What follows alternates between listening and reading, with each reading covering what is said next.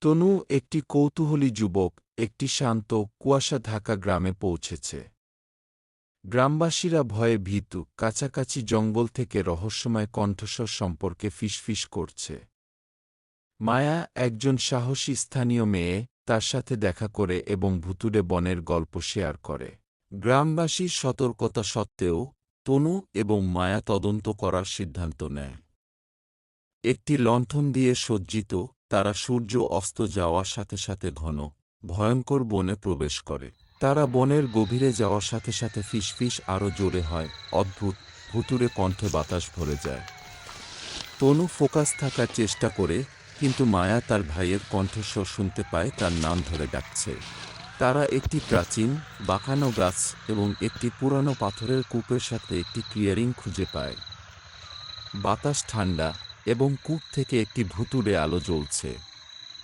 তারা অতীতের প্রতিধ্বনিতে আটকে থাকা একটি মহিলার মৃদু কান্না শুনতে পায়। তনু গাছের শিকড়ের মধ্যে কিছু জটলা লক্ষ্য করেন, একটি পুরানো তাবিজ। তিনি এটিকে মুক্ত করার সাথে সাথে কণ্ঠস্বর বন্ধ হয়ে যায় এবং ভুতুড়ে আলো অদৃশ্য হয়ে যায়।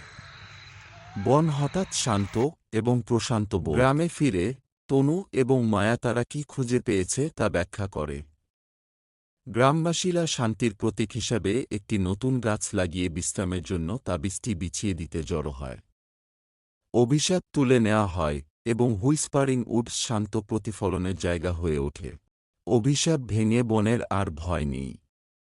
তনু এবং মায়া জঙ্গলের প্রান্তে একসাথে বসে সূর্যাস্ত দেখছেন। তারা জোর করে নয়, সত্য উদ্ঘাটন করে গ্রামকে বাঁচিয়েছে।